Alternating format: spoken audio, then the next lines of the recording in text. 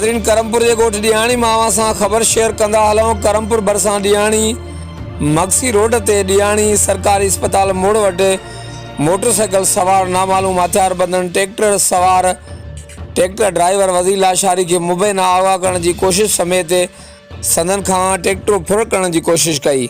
हथियार बंदन की फायरिंग से गोठाणा इलाके वासी उठी पिया।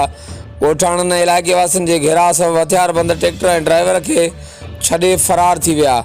हथियार बंदन की फायरिंग सबब इलाके में खौफ पकड़ियल है। बे तरफ़ वाक़े जो पुलिस के इतला दिनो वियो है।